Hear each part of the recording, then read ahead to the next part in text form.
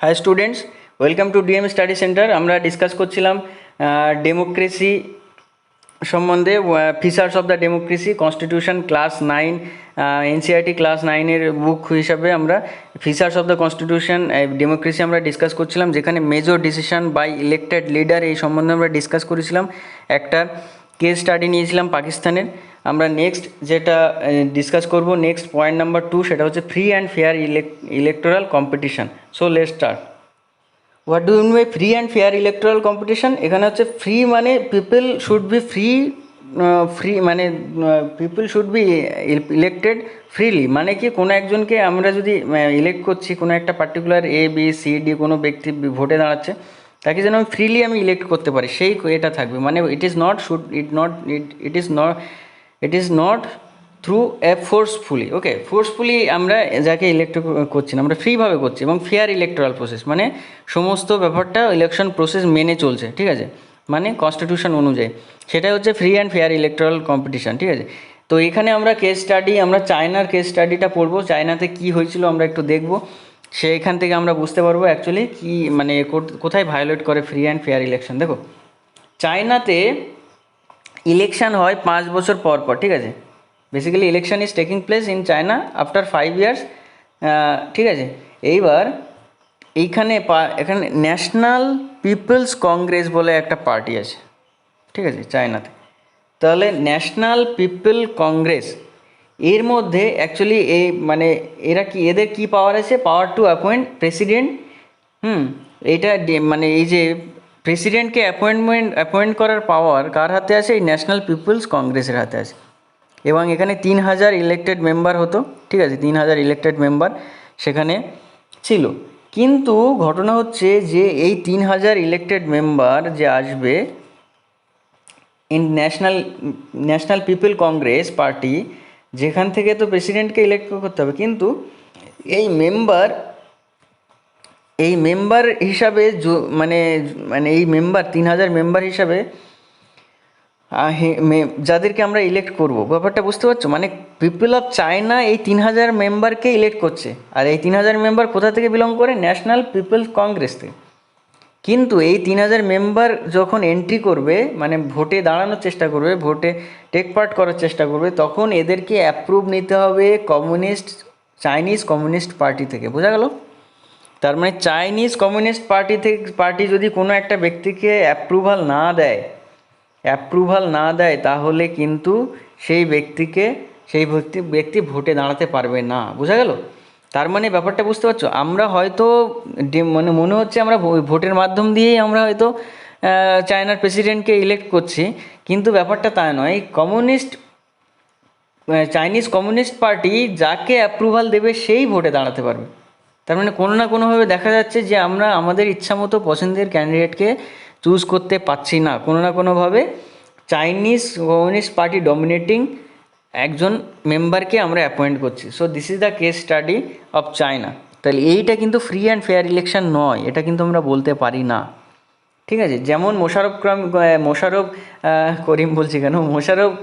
পারভেজ মোশাররফের কথা বললাম, যে ও হয়তো ডেমোক্রেটিক্যালি ইলেক্টেড হয়ে এসেছিলো রেফারেন্ডামের মাধ্যমে, কিন্তু যে সংবিধানে চেঞ্জ করলো, অ্যামেন্ডমেন্ট করলো, এবং সমস্ত পাওয়ার ন্যাশনাল অ্যান্ড প্রভিন্সিয়াল অ্যাসেম্বলিকে সে কী করলো, মানে সমস্ত যখন খুশি তখন ডিসমিস করতে পারে। মানে কি করলো? অ্যামেন্ডমেন্ট করলো সংবিধানে, এবং তার মতো করে সে সাজানোর চেষ্টা করলো। মানে কি, এটা মানুষের জন্য না, সে তার নিজের সিটটা ঠিকঠাক রাখার জন্য কিন্তু এই ধরনের ক্ষমতার দুর্ব্যবহার করেছিল, ঠিক আছে। তাহলে এটাও কিন্তু major decision by elected member ছিল না। 1 নম্বর পয়েন্টে যেটা আমরা কাল ডিসকাস করেছিলাম। আজ আমরা যেটা করছি free and fair electoral competition, এটা কিন্তু হলো না, কারণ চাইনিজ কমিউনিস্ট পার্টি থেকে কিন্তু অলরেডি অ্যাপ্রুভাল নিয়েই তারপর ন্যাশনাল পিপল কংগ্রেসের কোনো একটা রিপ্রেজেন্টেটিভ মেম্বার হচ্ছে, যেটা কিন্তু মানুষ কিন্তু তাকে না চাইলেও তাকে কিন্তু ভোট দিতে হচ্ছে। বোঝা গেল? So this is the case study of China. Now will be talking about the case study of the Mexico. তো কেস স্টাডি অফ মেক্সিকো যদি আমরা ডিসকাস করি, তো মেক্সিকোতে সেই কখনোই এরকম মোনার্ক সিস্টেম ছিল না। এখানে কি হচ্ছে? PRI, এখানে দেখো লেখা আছে PRI, ইনস্টিটিউশনাল রিভলিউশনাল পার্টি। মানে এটা একটা পার্টির নাম, এইখানে সবসময় এই পার্টি ক্ষমতায় থাকতো, পিআরআই, ইনস্টিটিউশনাল রিভলিউশনারি পার্টি, এই পিআরআই পার্টিটার নাম। এবার এই পার্টিটাই সবসময় মানে থ্রু ইলেকশন সে ভোটে মানে জিতেই সে মানে দেশ চালাতো। কিন্তু ব্যাপারটা হচ্ছে কী হচ্ছে যে পিআরআই পার্টিটা কিন্তু যে ইলেকশন জিততো সেটা কিন্তু ফেয়ার ম্যানারে হতো না। মানে PRI basically they use to used many dirty tricks, okay, মানে অনেক ডার্টি ট্রিক্স যেগুলো যেগুলো সে অ্যাপ্লাই করতো এই ভোটে জেতার জন্য। কি করতো সে, মনে করো যে গভর্নমেন্টের যে অফিসগুলো আছে, অফিসগুলোতে মানে বিভিন্ন রকম কনস্টিটিউশনাল মেশিনারি, মানে অ্যাকচুয়ালি কী করতো যে যে স্কুলের বাচ্চাগুলো ওদেরকে দিয়ে ফোর্সফুলি ওদের বাবা মাকে ভোট করানো, ঠিক আছে, মানে বলা, ঠিক আছে। তারপরে মনে করো যেখানে ভোটটা হচ্ছে সেখানে পোলিং বুথটাই মানে ডিসপ্লেস করে দিল, যাতে মানুষকে ভোট দিতে অসুবিধা হয়, ঠিক আছে। এরকম প্রচুর ভালো খারাপ খারাপ মানে মিডিয়াকে কিনে নিত কখনো কখনো, ঠিক আছে, মানে মিডিয়াকে বিভিন্ন রকম ভাবে করতো। এইভাবে দেখা গেলো মানে ফ্রি অ্যান্ড ফেয়ার ইলেকশন হচ্ছে না, বুঝা গেলো। এখানে লেখা আছে দেখো, teachers of the government school use to force parents to vote for PRI, এরকম। তারপরে মিডিয়াদেরকে একদম totally media largely ignore the activities of opposition of the political, মানে অ্যাকচুয়ালি মিডিয়াও এখানে মানে বিক্রি হয়ে যাওয়ার মতো, ঠিক আছে। সব মিডিয়া ওই পিআরআই পার্টির থ্রু মানে ফরে কাজ করতো বা সেই রকমভাবে প্রচার করতো, ঠিক আছে। তারপরে বিভিন্ন রকম ক্যাম্পেইন চালাতো এরা, ক্যাম্পেইন মানে সব পেইড ক্যাম্পেইন বলতে পারো। এই সমস্তভাবে কিন্তু এই পিআরআই পার্টিটা ক্ষমতায় আসতো। কিন্তু আলটিমেটলি দেখা গেল এটাও কিন্তু ফ্রি অ্যান্ড ফেয়ার ইলেকশন হলো না, এবং এটা কিন্তু ফিচার্স অফ দ্য কনস্টিটিউশন নয়, ডেমোক্রেসি নয়, ঠিক আছে। তাহলে আশা করি পয়েন্টটা ক্লিয়ার হলো। এর পরের পয়েন্টগুলো দেখো। সো নেক্সট ফিচার দেখো, person one vote one value. What do mean by that? One person মানে একজন পার্সন আছে, তার একটাই ভোট দিতে পারবে সে, এবং তার এগেনস্টে একটাই ভ্যালু পাবে সে। মানে মানে কোনো একটা ব্যক্তি, মানে আমার ভোটের যে অধিকার সেটা প্রেসিডেন্টের ভোটেরও সেই একই সেম পাওয়ার থাকবে, ঠিক আছে। এবং একটাই সে ভোট দিতে পারবে, আমিও সে একটাই ভোট দিতে পারবো, বিকজ আমরা কিন্তু সিটিজেন অফ ইন্ডিয়া হিসেবে আছি, ঠিক আছে। তো এই ব্যাপারটা, এইটাও কিন্তু একটা ফিচার্স অফ দ্য ডেমোক্রেসি। তাহলে এখানে মানে যদি আমি ডিসকাস করি যে এরকমভাবে যদি না হয় তাহলে কিন্তু সেটা কিন্তু ডেমোক্রেসির ফিচার্স নয়। যেমন তোমরা যদি আমি এক্সাম্পল বলি, দেখো 1915 সাল পর্যন্ত সৌদি আরবে কোনো মহিলারা কোনো ভোট মানে they don't have the right to vote. হ্যাঁ, সৌদি আরবে women did not have the right to vote, মানে তারা ভোট দিতে পারতো না কোথাও। এস্টোনিয়া দেখো, এস্টোনিয়াতে কী হয় যে রাশিয়ান কমিউনিটি এটা মানে যারা ছিল তারা কিন্তু বেশি ডিফিকাল্টি ফিল করতো। Russian citizen, the citizen rules in such a way the people belonging to Russian minority finds difficult to get right to vote. তারা ভোট দেওয়ার রাইটটা তাদের মানে কোথাও না কোথাও তারা ডিফিকাল্ট ফিল করতো ভোট দিতে যাওয়ার সময়, ঠিক আছে। বা ফিজিতে যদি দেখি, তো ইন্ডিয়ান ফিজি যারা আছে তাদের ভোটের মানে ভ্যালুটা, যারা ইন্ডিজিনিয়াস যে ফিজি, মানে যারা ফিজির অলরেডি মানে পুরো টোটাল প্রথম থেকেই যারা ফিজি থেকে, মানে ইন্ডিজিনিয়াস মানে হচ্ছে মানে যে জিনিসটা দেশের, মানে আমাদের স্বদেশী বলতে পারো, ঠিক আছে। মানে আমাদের কিছু কিছু রাইফেল সেটা ইন্ডিজিনিয়াস হতে পারে, তার মানে ইন্ডিয়ায় তৈরি, ঠিক আছে। এবার কিছু কিছু আছে সেটা হয়তো ইউএসের কোম্পানি, ঠিক আছে, হোয়েটজার, ঠিক আছে, সেটা কিন্তু ইউএসের, ঠিক আছে। তো ইন্ডিজিনিয়াস মানে হচ্ছে ফিজির যারা প্রথম থেকেই ফিজিরই লোক, তাদের ভোটের ভ্যালু বেশি, এবং ইন্ডিয়ান ফিজিদের যারা যারা ইন্ডিয়া থেকে গেছিলো সেই ফিজিয়ান যারা ওখানে সিটিজেনশিপ পেয়েছে তাদের ভোটের ভ্যালু কম। তো এই যে ব্যাপারটা বুঝতে পারছো, মানে কি একটা পার্সনের একটা ভোট হচ্ছে এবং একটা ভোটের একটা ভ্যালু হচ্ছে না, সেম ভ্যালু হচ্ছে না। এবং যে ভোট দেওয়ার পরে দেখতে পাবে যে আঙুলের মাথায় এরকমভাবে একটা কালো একটা একটা করা হয়, মানে কি একটা মার্কিং করা হয় যেন একজন একটার বেশি দুটো ভোট না দিতে পারে, ঠিক আছে। তাহলে এটা কিন্তু কি আমাদের দেশে এই মুহূর্তে one person one vote one value এই পলিসিতেই চলে, এবং যাতে একজন ব্যক্তি একটার বেশি দুটো ভোট না দিতে পারে তার জন্য একটা মার্ক করে দেওয়া হয় আঙুলের মাথায়, যাতে ওই মার্কটা দেখে বোঝা যায় যে এই ব্যক্তি অলরেডি ভোট দিয়ে ফেলেছে, ঠিক আছে। So this is all about the one person one vote one value, যেটা হচ্ছে ফিচার্স অফ দ্য ডেমোক্রেসির থার্ড ফিচার্স। ফোর্থ ফিচার্স কী আছে? Rule and respect for right. তাহলে rule and respect for right এটা সম্বন্ধে আমরা এবার ডিসকাস করব। তো ফিচার্স অফ দ্য ডেমোক্রেসির এই পয়েন্টটা দেখো, এখানে কি বলছে যে জিম্বাবুয়ের একটা কেস স্টাডি তোলা হয়েছে। জিম্বাবুয়েতে কী হয়েছিল দেখো। তো Zimbabwe basically Zimbabwe the independence এটা গেইন করেছে 1980 সালে, ঠিক আছে। 1980 সালে Zimbabwe gain independence from white minority, ঠিক আছে। তো হোয়াইট মাইনরিটি থেকে কিন্তু জিম্বাবুয়ে তাদের ইন্ডিপেন্ডেন্সটা পেয়েছিল, কিন্তু এবং সেখান থেকে from 1980 one political party rules Zimbabwe and the political পার্টির নামটা হচ্ছে জানু পিএফ, ZANUPF, জানু পিএফ। খুব মাথায় রাখবে, এটা MCQ কোশ্চেন আসতে পারে, জানু পিএফ। এবং এর প্রেসিডেন্ট, এই জানু পিএফের প্রেসিডেন্ট, অ্যাকচুয়ালি দেশের প্রেসিডেন্ট কে ছিল? Robert Mugabe. Okay, Robert Mugabe. তাহলে রবার্ট মুগাবে কে ছিল? যে হচ্ছে তো পার্টি, যে জানু পিএফ যে পার্টি, তার প্রেসিডেন্ট ছিল রবার্ট মুগাবে, ঠিক আছে। তাহলে এই রবার্ট মুগাবে সে অ্যাকচুয়ালি মানে কী করলো, basically this government changes lot of, মানে অনেক কিছু চেঞ্জ করেছিল এই জানু মুগাবে, ঠিক আছে। এবং অ্যাকচুয়ালি এ কিন্তু খুব পপুলার একজন লোক ছিল, জানু মুগাবে, ঠিক আছে। রবার্ট মুগাবে একটা পপুলার লোক ছিল, কিন্তু আনফেয়ার, মানে যে ইলেকশনটা যে হতো সেটা আনফেয়ার প্র্যাকটিস সেখানে হতো, মানে ফেয়ার ইলেকশন হতো না।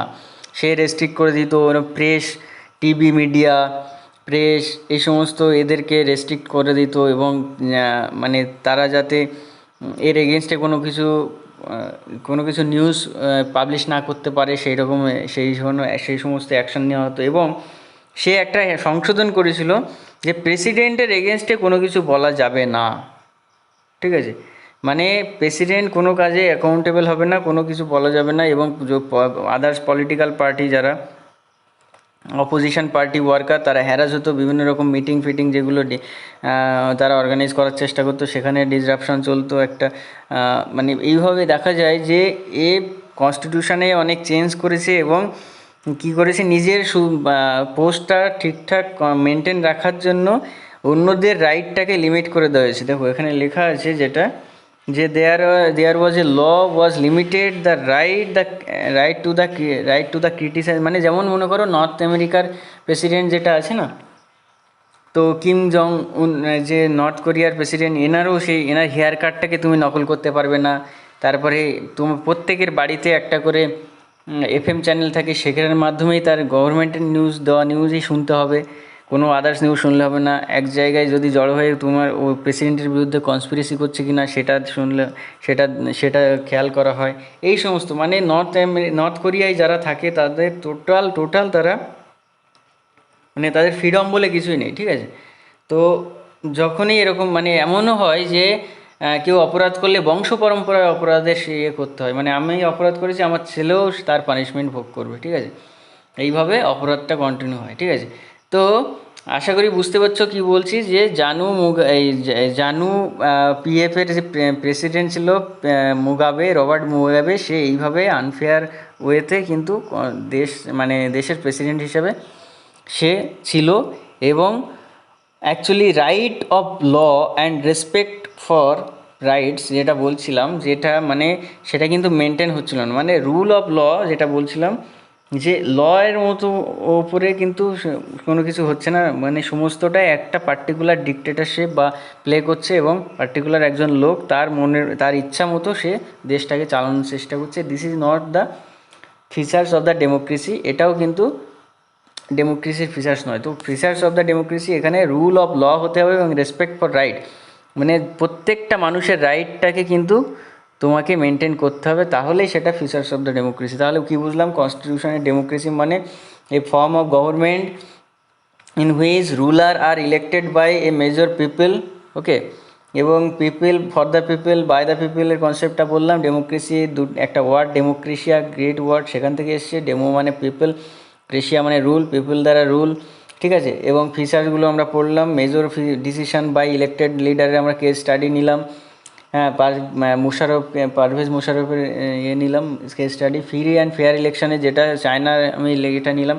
যেমন আমাদের এখানেও যেমন সিকিমেও এরকম প্রসেসে চলতো যে সিকিমে যে তোমার পাবন চামলিং ছিল, তো সেও কিন্তু এই ধরনের আনফেয়ার ওয়েতে কিন্তু সবচেয়ে বেশি আমাদের দেশের পবন চামলিং হচ্ছে প্রায় 25 বছর কিন্তু সিএম পদে ছিল, জ্যোতি বসুকে ওভারটেক করলো এই কয়েকদিন আগে। তো সে কিন্তু এইভাবেই কিন্তু ইলেকশনগুলো যে ওই চায়নার যে ইলেকশন কেস স্টাডিটা বললাম সেইভাবেই কিন্তু এইভাবে চলতো অ্যাকচুয়ালি। মানে কি যে অপোজিশনে যে ছিল কোথাও না কোথাও দেখা গেলে সেটাও পবন চামলিংয়ের পার্টিরই লোকজন, ঠিক আছে। এইভাবেই কিন্তু ওটা হতো। এবং 1 পার্সন 1 ভোট 1 ভ্যালু এটাও বললাম। পুরো কনসেপ্টটা আশা করি বুঝতে পেরেছো। রুল অফ দ্য ল এক্ষুনি আমি কেস স্টাডি নিলাম জিম্বাবুয়ে। তাহলে এইভাবে এটা হচ্ছে ফিচার্স অফ দ্য ডেমোক্রেসি, এবং কেস স্টাডি থেকে আমরা বুঝলাম। এবং অনেক কোশ্চেন তোমরা দেখবে ফ্রেম হয় কেস স্টাডি থেকে, এবং এই সমস্ত ইনফরমেশনগুলো খুব ভালো করে খুঁটিয়ে খুঁটিয়ে পড়বে। এবং এই পেজ নাম্বার ওয়াইজ এইগুলো দেখবে, এটা 7 নাম্বার পেজ ছিল, ঠিক আছে। তো এইখানে আমি যেটা বলেছি সেটার সঙ্গে কম্পেয়ার করে এখানে পড়বে, দেখবে অটোমেটিক তুমি এটার উপরে একটা নলেজ গেইন হয়ে যাবে, ঠিক আছে। So today up to this, এরপরে আমরা যেটা ডিসকাস করব, তো I hope it is clear what is democracy and what are the features. Now এর উপরে কী কী কোশ্চেন আসতে পারে তা একটু ডিসকাস করে নিই। দেখো, কোশ্চেন নাম্বার 1 তোমরা রাইট ডাউন করতে পারো, লিখে নিতে পারো, লিখে নাও। আমি যেটা বলছি সেই কোশ্চেনগুলো একটু মাথায় রাখবে, তাহলে কিন্তু তোমার এক্সাম দিতে, পরীক্ষা দিতে সুবিধা হবে। এবং সেটা ফার্স্ট কোশ্চেন হচ্ছে, general Parvez Musharraf overthrew General Parvez Musharraf overthrew a democratically elected government and declared himself dash of the country একটা ড্যাশ দাও, ড্যাশ অফ দ্য কান্ট্রি। তাহলে জেনারেল মোশাররফ ওভারথ্রু করেছিল একটা ডেমোক্রেটিক ইলেক্টেড গভর্নমেন্টকে, গভর্নমেন্ট, এবং ডিক্লেয়ার করেছিল নিজেকে। কি ডিক্লেয়ার করেছিল বলো তো দেখি? তো কি ডিক্লেয়ার করেছিল? সে কিন্তু নিজেকে চিফ এক্সিকিউটিভ হিসাবে ডিক্লেয়ার করেছিল, তাই না? চিফ এক্সিকিউটিভ হিসাবে ডিক্লেয়ার করেছিল। আশা করি পয়েন্টটা ক্লিয়ার হয়েছে, কারণ আমি অলরেডি পড়িয়েছি, ঠিক আছে। কোশ্চেন নাম্বার 2, তাহলে চিফ এক্সিকিউটিভ, অ্যান্সারটা হবে chief executive. Question number 2, until 2015 in Saudi Arabia dash did not have the right to vote। কারণ 2015 পর্যন্ত কাদের ভোটিংয়ের রাইট ছিল না? Until 2015 in Saudi Arabia dash did not have the right to vote. তার মানে তুমি জানো যে ওমেনদের কোনো রাইট টু ভোট ছিল না, ভোটের এগেনস্ট মানে কোনো ভোটিং অধিকার ছিল না, তাই তো? আমি ঠিক বলছি তো? তাহলে সৌদি আরবে এটা কিন্তু ওমেনদের কোনো ভোটিংয়ের রাইট ছিল না। Next question, dash attain, next question number 3 লেখো, dash attained independence from white minority rule in 1980। তার মানে ইন্ডিপেন্ডেন্ট পেয়েছিল from white minority rule in 1980। কারা পেয়েছিল? জিম্বাবুয়ে, তাই তো? Zimbabwe is the correct answer. তাহলে আশা করি বুঝতে পেরেছ। তাহলে জিম্বাবুয়ে কিন্তু কি পেয়েছিল, মানে ইন্ডিপেন্ডেন্স পেয়েছিল হোয়াইট মাইনরিটি থেকে 1980 সালে, ঠিক আছে। Next question number 4, write down question number 4, since 1930 which country holds election after every 6 years and which has, since 1930 which country holds election after every 6 years and which has never been under a military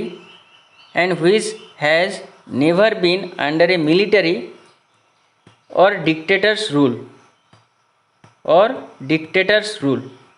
তো অ্যান্সারটা কী হবে? অ্যান্সারটা হবে Mexico. তাহলে Mexico কিন্তু এখানে কোনো ডিক্টেটরস rule মানে 1930 সালের পর থেকে কিন্তু মানে 6 বছর পর পর একটা ইলেকশন হতো এবং কখনো আন্ডার মিলিটারি বা ডিক্টেটর রুলের মধ্যে ছিল না। ঠিক আছে, তাহলে এটা হচ্ছে কোশ্চেন নাম্বার 4। ওকে, আশা করি বুঝতে পেরেছো। সো এই ধরনের কোশ্চেনগুলো আসতে পারে, আরও খুঁটিয়ে খুঁটিয়ে পড়বে এখান থেকে।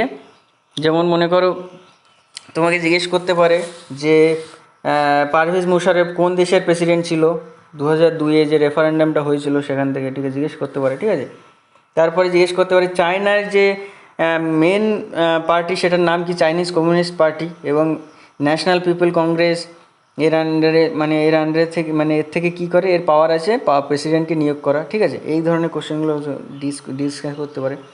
তারপরে এটাও জিজ্ঞেস করতে পারে ফিজির ইন্ডিয়ান ফিজি আর ইন্ডিজিনিয়াস ফিজি কাদের ভোটিং রাইট সবচেয়ে বেশি, এগুলো জিজ্ঞেস করতে পারে। আর হোয়াট ইজ ডেমোক্রেসি। তো আশা করি ক্লিয়ার হয়েছে।